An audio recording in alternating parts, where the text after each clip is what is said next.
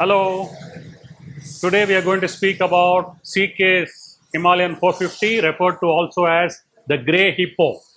Grey Hippo? Yeah, it's a Grey Hippo. He's had it for quite some time now. He's run 26,000 kilometers. So we'll go through the ownership experience first, what it has cost him, and what all parts that he has changed during service, maintenance, and repairs. And part 2, we will speak about the modifications which CK has done, because there are plenty of mods on this motorcycle. He's invested a lot of time, energy, and money to get it to where it is today. So we'll understand that in detail with each and every item. So let's start with the ownership experience and the general maintenance and running of this motorcycle.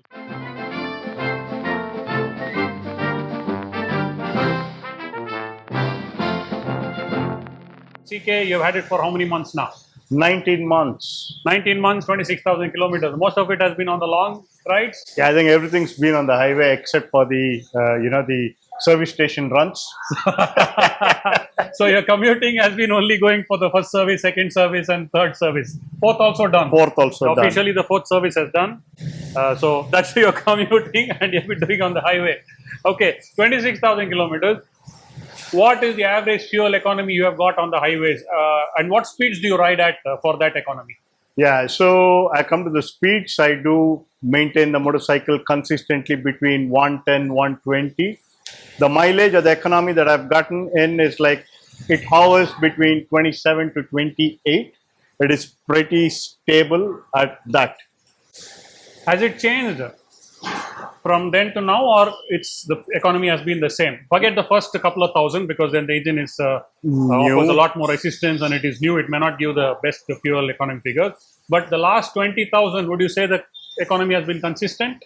I would say it has been consistent, except for once when we did a particular mod, and I was all too excited, and with a very free right hand, I've seen it drop to 22, 23, Basky.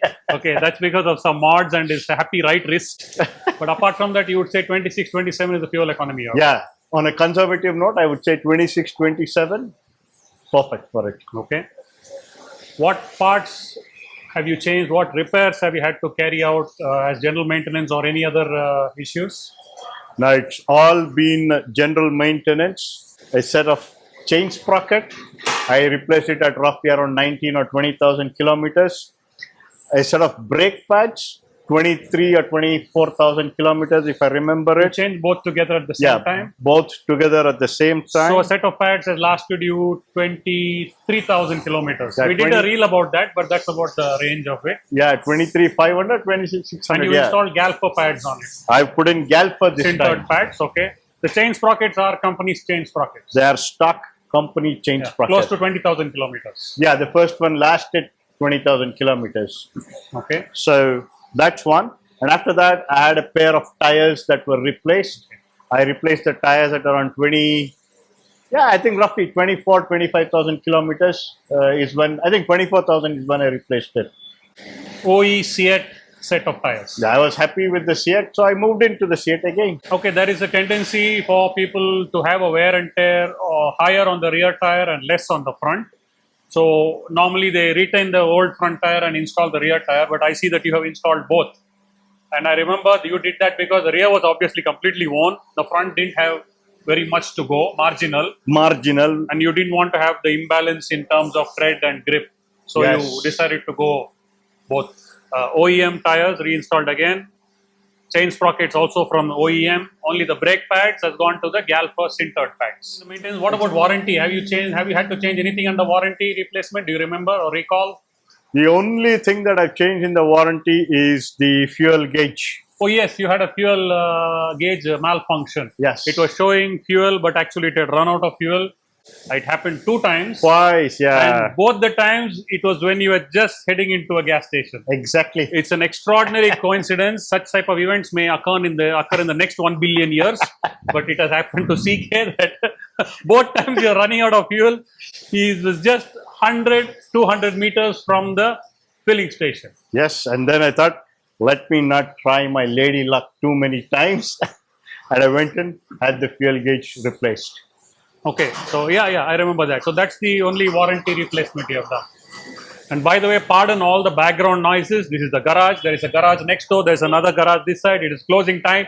And everybody is busy packing up to go home. So they're making a lot of noise. Kindly bear with us. Yeah, coming back to one of the most favorite topics, CK.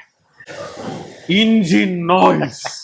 The tap it noise, the tap you noise, the tap me noise, whatever it Chain is. cam tensioner noise, Tensioner noise, valve gap noise, piston noise, crankshaft noise, whatever noise. bearing noise. All that is relative. It depends on the comparison. So I'm going to use the same relative terminology to ask you. When you got this motorcycle new, after say about 2,000 kilometers, and now at 26,000 kilometers, has the engine noise increased or decreased? What is your feedback on that?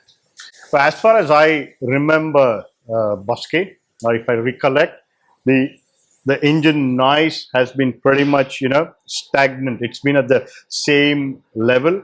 I've never seen it, I've never heard it increase or decrease. Possibly the only times where I felt it's a tad more noisier is like, end of a 600, 700 day ride. I come in, I park, when I'm putting the machine back and the machine's still in idling, slowing down, I hear that light thing, but nothing that's intrusive. So if we can we say that it was noisy before, it is same noisy now? It was noisy before, it is still noisy now. So we can also say it wasn't noisy before and it is not noisy now.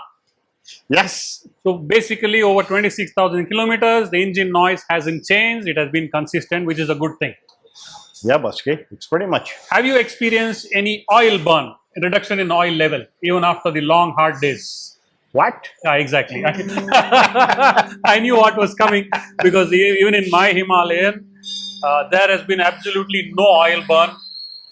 There has been never a need to top up, even after 800 kilometer ride, running at the higher RPMs. So the oil hasn't burnt. 7,500 kilometers, my oil replacement intervals, because I go in for the top of the line, fully synthetic oils, I've never seen it go less. Okay, when it comes to engine oil, I know you have experimented with a few oils. Of course, at the regular service, the free service, the routine manufacturer services, Royal Enfield puts in their oil, perfectly good, no issues. But you have changed oils, and I'm sure you have used 3 different oils. All top of the line, Boske. Yeah. The first change you did with? Silcolene. Yeah, Silcolene Pro. Silcolene Pro, yes. 10W40. Exactly. Okay? Then the second time you switched to another oil. AMSOIL Metric 10W40. Yes. And the third oil is a Motorex. Indeed, Motorex 1040. So, all 3 oils are good in their own way, they deliver. Do you have a preference among these 3? Personal preference. I have a soft corner for Motorex. Yeah, I knew what was coming again. Okay, that's good on the oil part. Okay, CK, 26,000 kilometers. Would you call yourself a happy chappy for buying this motorcycle? How would you rate it? I don't want a number. How has it served your purpose? Because your garage has got a smaller cc motorcycle. It has a bigger cc motorcycle also. Or rather, it had. It was. It had a bigger cc motorcycle. What has this motorcycle done to your garage? I mean, like, it basically disrupted my garage. If you remember, I had the X-Pulse and the V-Strom, both a sweet spot in their own ways. V-Strom's off. This took its place. Very happy with it. X-Pulse off. I want a little bit more specialization with the KLX incoming there. So this is now my go-to motorcycle for anything and everything. Does this or has this effectively replaced your V-Strom 650? Yes, Boske, this has been able to live up to my expectations, what I required from a motorcycle to do. And this motorcycle is delivering it consistently without missing a heartbeat. Yeah, I did that about 2.5 years ago. I let go of the V-Strom 650 and got myself a Himalayan 450. 2 years and a few months later, CK also has done it. And like he said, it serves his purpose. This is not a judgment on this motorcycle being better than that motorcycle or that not being as good as this. In our garage, for what we do, where we are in our motorcycling lives, this has hit the sweet spot. So one happy chappy with this. Oh, exactly. I'm a happy birdie with it. Okay, and now coming to the next part of this video, the modifications. You have done so many things to it, but all done tastefully. Well done actually, because thanks to my inputs, you have done a good job on this. He is not a modification person until recently. He is always the stock. He likes to keep motorcycles bone stock, no mods, literally nothing, not even a guard he will add. He'll just use the motorcycle as it is. However, there are things he did on this motorcycle because to get it to serve his purpose more, because he has come from a motorcycle that's got a little more grunt, a little more stability, like the V-Strom 650. A few tweaks to this, it is raised its level a few notches and filled that gap which it doesn't feel anymore. Yeah, I never felt these gaps exactly, Baski, after doing these much. And yes, you know, I've never ever modified any of my motorcycles. All of this that you see here is an acquired taste from Baski. And some of it is stole from my Himalayan. I agree. Okay, let's start with the biggest mod. The Ace Abyss fuel tank with the locking mechanism which comes as an additional accessory. Yes. Okay, this cost you 48,000 rupees. 51,500 rupees. Okay, including the lock. Including the lock. I think the tank is 48,500. Cap is further 3,000 rupees. Okay. This is a 23-liter tank. Yes. 6-liter bump up from the stock. And it is lighter by at least 2.5 kilos. I wouldn't read it just as 2.5 kilos. For me, it's more like how easy the motorcycle has become. The position, the weight, the position from where the weight has been reduced is giving me immense confidence. All the more confidence than I had with the metal tank. So 2.5 to 3 kilos off the topmost part of the motorcycle has changed the handling significantly. Yeah, exactly, Baski. You're right. And it holds 6 liters more. And 6 liters more. So he can run 600 kilometers non-stop. I'm coming, Goa, without a petrol tank. He will do that. I know. He's done it before on his V-Strom to an extent. But he had to stop for fuel. Now he doesn't need to stop for fuel under 600 kilometers. Yes. So the advantage of this tank is gives you an extended range without stopping and loss of weight. Yes, loss of weight, yes. Well done. Thank you. Okay, the next mod, the seat. Why this rally seat and how do you find it in comparison to the stock seat? I'm in love with this basket. Honestly. I mean, like, it's not like blowing trumpets or neither adding too many expletives or too many adjectives. By far, this has been my best way of spending 3,500, 4,000 rupees. This has been the best way. Bang for the buck, that's the biggest, huh? The biggest bang for the buck. Yes. Seats are personal preferences. We all have different shaped bottoms. We have different shaped muscles in the bottoms. And we sit differently, we weigh different. So it is not that one size will fit all. However, this will work for most people. And what we like about this seat is the firmness. We don't like the spongy seats simply because they collapse and we sit on the seat plate after a couple of hours. And you feel too nuts going into your butt cheeks. Exactly. This stays firm and it stays the same. The density, the resistance, the amount of the collapse it does after sitting stays the same through the first hour of riding or the 8th hour of riding, it stays the same. It's a slightly narrow and flat. The advantage of having a slightly narrow and flat seat is we're able to move, change positions. That is not possible in a fluffy seat. A fluffy curved seat, we get stuck in one place. It's nice and fluffy for the first 1 hour, 2 hours. After that, believe me, it is not nice. It is not fluffy. It becomes terrible.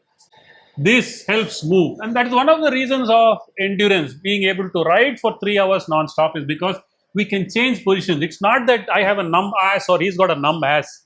or he's got more muscles or anything. It's just that the seats help us to change seating positions when we want to relieve pressure from certain points of our bottom. All it takes is just an inch from here to here. We can keep going just to get rid of that numbness and get some circulation going. So this is one of the best seats on any motorcycle I've experienced. Yeah. Well done to Royal Enfield on this. Okay, next, another prominent item. There you go, the arrow. That's also reduced weight, Muski. That has reduced weight. That's another 2 kilos, Yes, right? that's another 2 kilos. We measured it. There is a reel. We don't remember exactly. On Instagram, we put up the weighing scale and see how much it has saved. That has also reduced weight on the motorcycle. And it sounds sweet. It is not loud. Since I love doing long distances, I prefer the silencer to be as quiet as possible. And this has not made any intrusions into that. It's pretty sweet, a bit bassy, which you can expect because that is what you paid for, and it doesn't ache your ears. Lovely rumble. I had this on my Himalayan, which I used for the Scotland ride. Beautiful exhaust note. It doesn't get too loud, like he said. Loud exhausts are good when we are standing by the side of the road and hearing it go by. But sitting on the motorcycle, loud exhausts are no good. This is available only in Europe or not yet available in Europe. It is Euro compliant. It is legal to use in Europe. No comments about whether it is legal to use here or not. However, when it comes to the sound and the noise, it is very difficult to make out if it is stock or a non-stock exhaust just by the sound. But under acceleration and load, it sounds. And brilliant. thanks to Boskia for getting it for me. Yeah, I hand carried this like a baby from the UK for my Himalayan. And then CK comes in comes shining armor, whacks it and runs away. Steals it from me. It is temporary. I'll get it back one day from you, CK. All means. You can keep the whole bike, Boskia. That's brilliant. That's brilliant. And this rally kit, you did not initially have it, right? Yes. You just had the seat with the stock tailpiece. Now, why did you switch to this rally kit?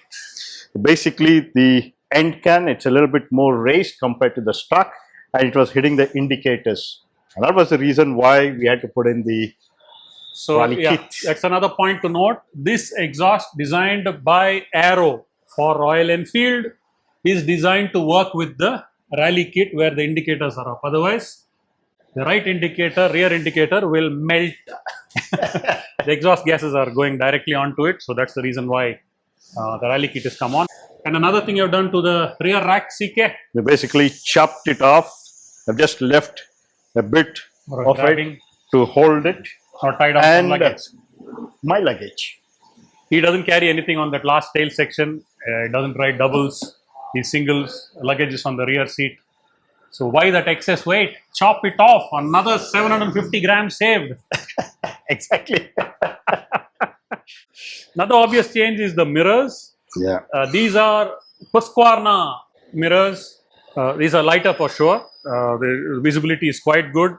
And it is lighter. I think another 250 grams saved on the mirrors. Another half a kilo gone. Yeah. You have another interesting item on this motorcycle, CK. Twin pegs, foot peg. You remember there was one? Yeah, I remember. I think it was on my Himalayan. 49. That's another thing he stole off my motorcycle. I didn't steal. I scavenged it. How does it help and benefit you, CK?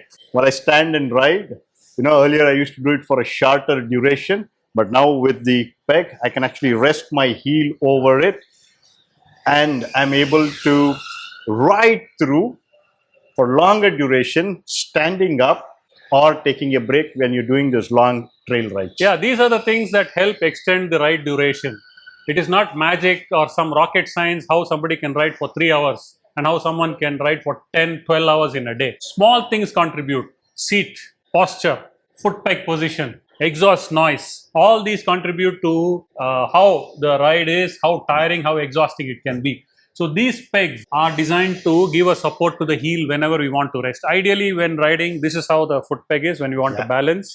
But it's not easy to stay on the toes for a very long time. It is tiring. So when standing and riding intermittently, just drop the heel onto the rear peg Yeah. for stability and some comfort. And then once we get that little a minute or two of relaxation, back up on the balls of the feet. And it has reduced the buzz also, right? I don't know. It's done some magic. It's done something that these the foot pegs don't buzz like the stock foot pegs. So it is available not in India. You'll have to import it from Europe. You can check out their website, Twin Pegs. Then CK, Yeah. your motorcycle was not this color. It's a poppy blue. It was. I don't poppy see any blue on it anymore. Oh yeah. Let me go put some blue strips there. Just put a small blue sticker. Yes. Put a small blue strip. Yeah. Let me do that. Since this tank is black, I think you decided to wrap the side cover and the front mudguard black. Yeah. I just put some wrap, Yeah. and that's about it, Buster. Yeah, to give that lovely matte black finish. Yeah. This is normally a shiny black finish, and you have put a matte clear film on it. Yes. Exactly. Okay, you have bark busters, lever guards. Yes.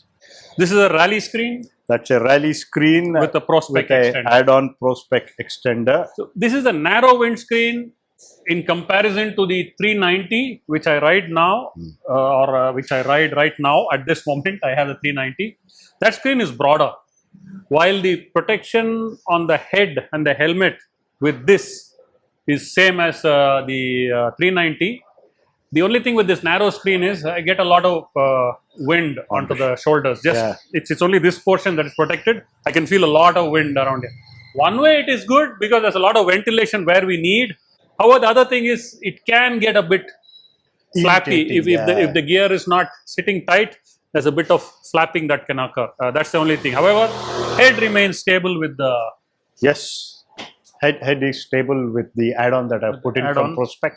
Now coming to the performance mods. Performance mods. Okay. We have done 2 performance mods. Yes. Which is quite standard. We've been speaking about it for a long time. FuelX Pro Plus and a BMC with the BRAP valve. Yeah, what the BRAP valve? Okay, we'll talk about the BRAP valve because everybody wants to know what the BRAP valve is. On the Himalayan 450 airbox, the top cover has got a plate on top. That's how it is designed. The airflow is around the top cover and the air filter is here. So the air flows around a cap, a hood. What we have done is chop that hood off to let more air in. That BRAP valve, the BMC and the FuelX has changed the throttle response dramatically. Yeah. I think I would easily say threefold. It magnified the response. I mean, I was surprised when I did this on my Himalayan first. We did it later on his motorcycle. I installed the Pro Plus, the BMC, and I chopped that the hood off from the air filter cover. The throttle response became incredible. Yeah. It's instantaneous. Mind you, it does not take away that sort of dull response below 3000 RPM. That doesn't change. That characteristic doesn't change. That is an engine character itself. What it does is the response after 3000, incredible. This is one of the faster Himalayan 450s. And the next question many will ask is, what about the emission norms? Short. I think it will still meet. It can meet when the engine is very hot and if we put the setting to 1. Yeah. It can just about. And you had referred to something earlier in this video. You said your fuel economy dropped to 21, 22. Yeah. As soon as he installed this, he was so happy with it, he kept revving it. And he started to drink fuel. Just like a white gasoline beer. Once he understood how to ride it, the economy went back. Effectively, it would probably drop 1 to 2 kilometers per liter if ridden the same way before mod and after mod. So this is not a fuel economy device At all, no. because it cannot give fuel economy and better throttle response. Such kind of science doesn't exist in this world. If it's going to improve something, it's going to come at the cost of some fuel economy. What else have you done to this motorcycle, CK? Okay, a side stand foot extender so that it doesn't sink in somewhere. And Baja lights. yeah, the Baja lights. Baja Squadron Pro auxiliary lights. Of course, he uses it responsibly. We don't ride at night. In the event of having to ride at night, and it was absolutely necessary, pull the socks off the lights and put it on. So that's one. I think there's one more thing, weight saving mod that we did was to chop the tank grill. Yeah, okay. You know this big guard here? Yeah.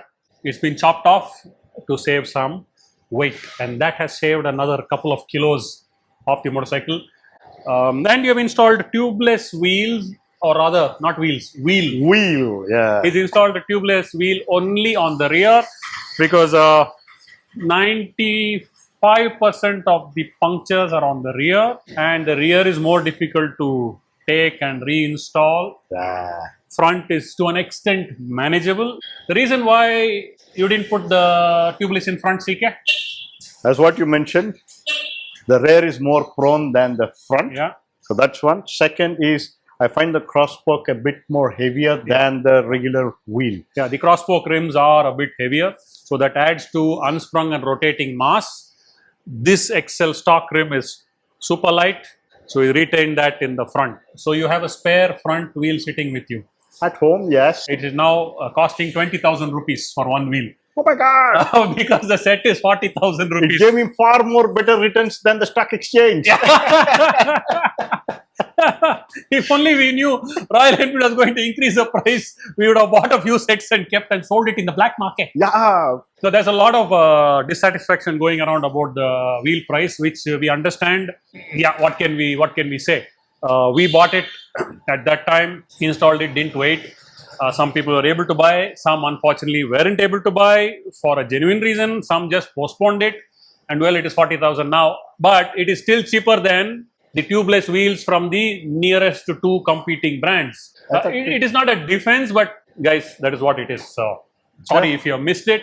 It's available for 40,000 now. If you're going to order your Himalayan with the wheels, it will cost 17,000 rupees. I think that's the best way to do it right now. So, and I believe now I have understood from some of the buyers, some of the dealerships, that whoever is buying the Himalayan now are going in for, at least most of them are just going in for the tubeless at 17,000.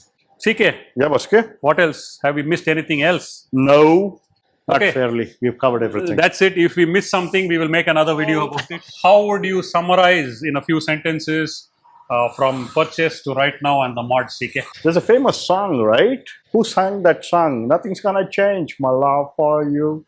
He's getting a bit romantic. I think he's getting a bit late in the evening. Time to send him home. I love it, man. Seriously, I love it. Each and every mod that I have done, thanks to your inputs, majorly your inputs, I would say, I've been able to find the difference. And the best part is, like, I didn't do all of this in one shot. It was an incremental, step by step. The first one was the FuelX Pro. I could feel your throttle response was more sharper, it was more crispier. Then the decision to go in for the BMC air filter. And I think post that, I've just been on a massive weight loss program. Center stand off. Center stand is off. So each and everything that I've done, I've been able to experience the difference, and it is making my motorcycling with this motorcycle pretty good. It is very rewarding. Incredible. The biggest lesson which I learned from what he has done, how he has gone with the mods, is invest in a mod, understand it, enjoy it, go to the next mod. Understand what difference each one makes. A stock motorcycle, get it from the showroom, take it straight and do all the mods. It is okay, but then how would you know what you are getting? How would you know what you're getting? Yeah, how if somebody asks me what difference a tank can make, I can speak. In theory, you can eloquently. say, but Yeah. he has experienced it practically. Yes. What difference the weight loss makes, what difference. With the stock tank, you had got rid of the guards, right? Yes, with the stock tank as well, I'd gotten rid of the. That got rid of a little bit of the top weight. With this tank, a little more loss of the top weight. I mean, this was a killer, boss. Yeah. This was a killer. Honestly, I can now maneuver this in the city as good as I do it on your KTM ADV 390. See, that's been the benchmark when it comes to the handling part of it.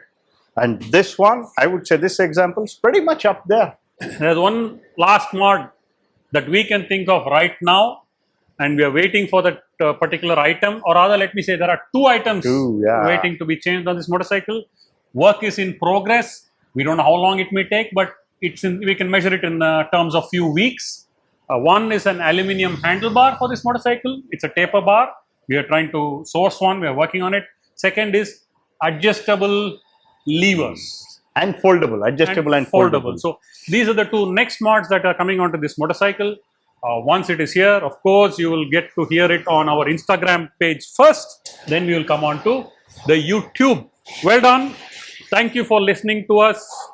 Thank you for sharing your experience.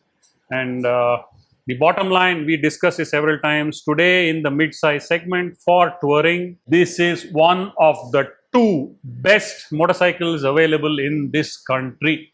I mean, that is something I will say with so much of confidence. And which is the other motorcycle? Stay tuned. I will share that next time.